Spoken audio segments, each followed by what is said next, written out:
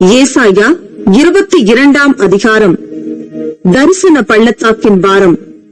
உன்னில் உள்ளவர்கள் எல்லாரும் வீடுகளின் மேல் ஏறுவதற்கு உனக்கு இப்பொழுது வந்தது என்ன? சந்தடிகளால் நிறைந்து ஆரவாரம் பண்ணி களிக்கூர்ந்திருந்த நகரமே, உன்னிடத்தில் கொலையுண்டவர்கள் பட்டயத்தால் கொலையுண்டதில்லை, யுத்தத்தில் செத்ததும் இல்லை. உன் அதிபதிகள் எல்லாரும் ஏகமாய் ஓடி அலைந்தும் வில் வீரரால் கட்டப்படுகிறார்கள். உன்னில் அகப்பட்டு யாவரும் தூரத்துக்கு ஓடியும் ஏகமாய் கட்டப்படுகிறார்கள். ஆகையால் என்னை நோக்கி பாராதேயுங்கள். என் ஜனமாகிய குமாரத்தி பாழாய் போனதின் நிமித்தம் மனம் கசந்து அழுவேன். எனக்கு ஆறுதல் சொல்ல வராதேயுங்கள் என்கிறேன். சேனைகளின் கர்த்தராகிய ஆண்டவராலே இது தரிசன பள்ளத்தாக்கிலே அமளியும் மிதியொங்குதலும் கலக்கமுமுள்ள நாளாயிருக்கிறது. இது அலங்கத்தை தகர்த்து பர்வதத்துக்கு நேரே ஆர்ப்பரிக்கும் நாளாயிருக்கிறது. ஏலாமியன் அம்பரா துணியை எடுத்து ரதங்களோடும் காலாட்களோடும் குதிரை வீரரோடும் வருகிறான். கீழ் கேடகத்தை வெளிப்படுத்தும். மகா வடிவான உன் பள்ளத்தாக்குகள் ரதங்களால் நிரப்பப்படும். குதிரை வீரர் வாசல்கள் மட்டும் வந்து அணிவகுத்து நிற்பார்கள். அவன் யூதாவின் மறைவை நீக்கி போடுவான். அந்நாளிலே வன மாளிகையாகிய ஆயுத சாலையை நோக்குவாய். நீங்கள் தாவீது நகரத்தின் இடிதல்கள் அநேகமாயிருப்பதைக் கண்டு கீழ்குளத்து தண்ணீர்களை கட்டி வைத்து எருசலேமின் வீடுகளை எண்ணி அலங்கத்தை அரணிப்பாக்கும்படி வீடுகளை இடித்து 2 மதில்களுக்கு நடுவே பழைய குளத்து தண்ணீர்களுக்கு ஒரு அகடை உண்டு பண்ணுவீர்கள்.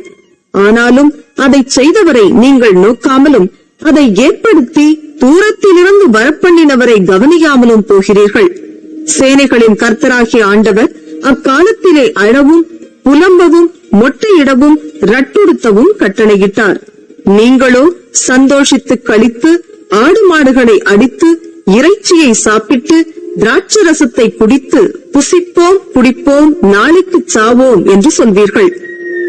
மெய்யாகவே நீங்கள் சாகும் மட்டும் இந்த அக்கிரமம் உங்களுக்கு நிவர்த்தியாவதில்லை என்று சேனைகளின் கர்த்தராகிய ஆண்டவர் சொல்லுகிறார் என்பது என் செவி கேட்கும்படி சேனைகளின் கர்த்தரால் தெரிவிக்கப்பட்டது.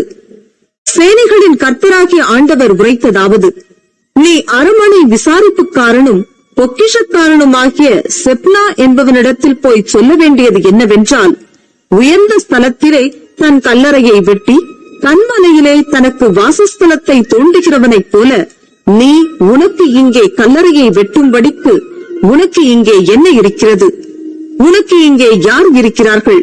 இதோ பெலவான் ஒருவனை துரத்துகிற வண்ணமாக கர்த்தர் உன்னை துரத்திவிட்டு நிச்சயமாய் உன்னை மூடி போடுவார்.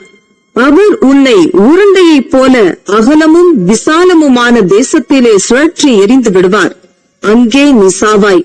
அங்கே உன் மகிமையின் ரதங்கள் உன் ஆண்டவனுடைய வீட்டுக்கு இகழ்ச்சியாக இருக்கும். உன்னை உன் நிலையை விட்டு துரத்தி விடுவேன். உன் ஸ்தானத்திலிருந்து நீ பிடுங்கி போடப்படுவாய்.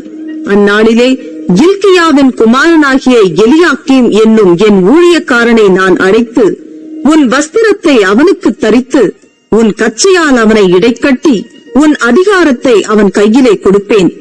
அவன் எருசலேமின் குடிகளுக்கும் யூதாவின் வம்சத்துக்கும் தகப்பனாயிருப்பான்.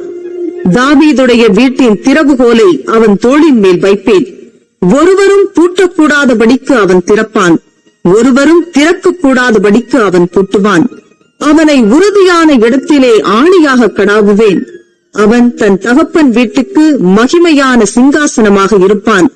அதன் மேல் அவன் தகப்பன் வம்சத்தாராகிய புத்திரர் பௌத்திரருடைய மகிமை அனைத்தையும் சிறிதும் பெரிதுமான சகல பான பாத்திரங்களையும் தூக்கி வைப்பார்கள்.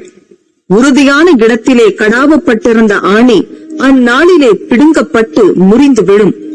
அப்பொழுது அதன் மேல் தொங்கின பாரம் அருந்து விடும் என்று சேனைகளின் கர்த்தர் உரைக்கிறார். கர்த்தரே இதை உரைக்கிறார் என்று சொல் என்றார்.